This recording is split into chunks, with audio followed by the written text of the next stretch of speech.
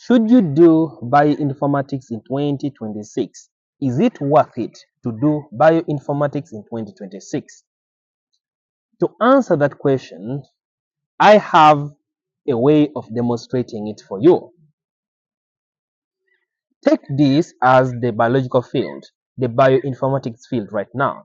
So whatever has been done ever since the beginning of sequencing and all that information, consider it in here. We have so many databases, DNA databases, protein databases, so many other types of databases available. We have that information available.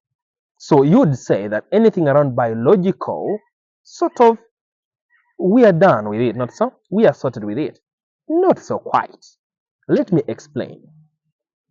Did you know that currently on all these databases we have, whether NCBI, whether the DNA databases of Japan, the UK Biobank, the AWGEN projects, there are so many other consortiums coming up with thousands and millions of participants with their information available. I have a colleague who just finished her master's project analyzing data on antimicrobial resistance, data set that had been collected ever since they started collecting such information in Africa.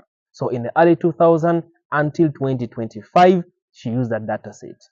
And she's not done with the project. The project was just analyzing the AMR, trying to use machine learning to predict antimicrobial resistance. They have not yet gone ahead in doing things like maybe drug prediction. How can they use that information to then do future work around coming up with the new ways, new interventions? That has not been done. In fact, we are at the stage of still generating more data set or using the data set that we originally generated to try to understand more about our biology. So that's something for you.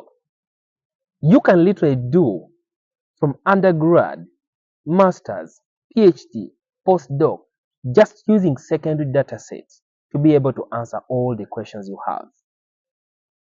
My prospective PhD project, I can't share it, of course, it's confidential, but if it goes through, I'm utilizing data set of 2014, collected around that time, about 10 years ago. And even my proposed work doesn't answer everything that the dataset can answer. Yet there's so many thousands and thousands of datasets which are available out there. So there is a lot of untapped analysis to be done, untapped information in the different datasets which are available. So you are at the right field. Secondly, let's try to predict the future. Where is the future leading? Let's say in terms of medical care, usually precision medicine, customized care. Can we use a person's DNA, a person's information, their genomic information, to try to give them a good treatment, more effective treatment for them, rather than giving them general medication that we would give to every individual? We have not yet reached there. We are still struggling with the issues of trying to design polygenic risk score models to better predict someone's likelihood of getting a given disease. It's one step towards precision medicine, but most of those models are not yet performing well.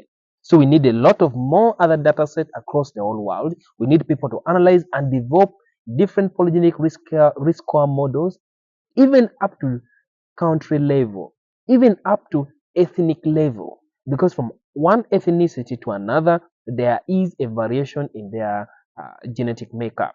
So if you are to go into the line of precision medicine, then you may need to have much more fine analysis in a narrow individual as much as possible. We are not yet there. So you have a choice to contribute towards that work. Integration of other non-biological data with the current biological data. Majority of the genomics work or bioinformatics work has been on genomics work. But we are now beginning to see that even if you use only DNA to try to understand, let's say, a disease progression, to understand the behavior of an organism, it may not give you good or concrete information about, let's say, which genes are contributing to that, what are the environmental factors contributing to that, what are other information contributing to that. Therefore, we realize that at first we were excited that, oh, if you have DNA information, we can use it now to do anything. Now we realize that only DNA is not enough to do whatever we want. It's not enough to give us good prediction. It's not enough to give us a good drug discovery. It's not enough to really project disease progression. It's really not enough to understand biological interpretation of how a disease or something is behaving. Therefore, the proposal is, how about we start integrating other kinds of data sets? All right. So how about we integrate on top of DNA information? How about we integrate protein data? How about we integrate RNA data? How about we integrate chromatin data? How about we integrate social demographic data? How about we integrate environmental information like humidity or rainfall or sunshine to see how, or diet, to see how they can influence somebody's genetic makeup? We are still around that phase. You have a chance of contributing towards that phase. How about IT? I've always seen a lot of self-screening apps, softwares. People do screen themselves, but most of them are inaccurate. Most of them are not tailored to some kind of diseases, some kinds of condition. You as a bioinformatician, most of the current bioinformaticians that exist, what would call the OGs, all right, are people who laid the foundation for bioinformatics. They are not too deep into software development. They are not too deep into coming up with those deployable kind of information. They are good at generating baseline information, but incorporating it into like a software or an app that can be used.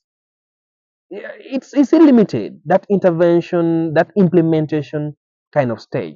So implementation of what is already available, you really need to do that. Again, my master's project was on designing machine learning model to predict mental disorders. So that model is developed. I haven't deployed it even in the field, but at least it's a first step that I use all the analysis they began conducting in 2014, 2015, 2016. Ever since then, I just use it recently to develop that model, but I've not done implementation. So how about when somebody comes and says, I want to do the implementation and the monitoring of the developed machine learning model by Isaac? Why not? And that is still another direction to go. That is big data analysis. So you have a way of contributing to that implementation stage. We are still far away from that. And you see how this one has very many horns. In bioinformatics right now, there are so many branches, so many organisms that we have not really exhausted. Most of the work have been on human beings, microorganisms. Even so, the work being done in human beings and microorganisms, we have not yet even completed them, right? But remember, we also have other animals. We also have crops. We have so many other animals, domestic animals. We even have wild animals, not exhausted. There are so many organisms in this world that we have not begun exploring fully their biological analysis, and we must do them. So, what if you focus on one? What if you land on one field and then you just grind on that, grind on that, grind on that? So the field is still so much new, so many things are yet to be done, and the current skill level can't exhaust them all. Let me give you a scenario.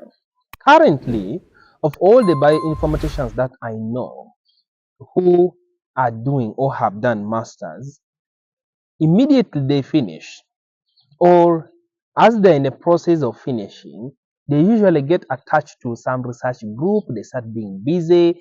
I've barely seen any who is like, I don't have anything to do. I've not really come across yet. You can ask maybe in terms of money. So that is a tricky politics right there. If you're at an earlier career stage, of course, more likely you may work free of charge or a very low pay, but at least you'll be busy. So the demand for the skills in bioinformatics is still very high because there are so many things we need to explore. So I don't think you will go wrong trying to explore that field. But let me know what you really think or what you have heard about bioinformatics in general.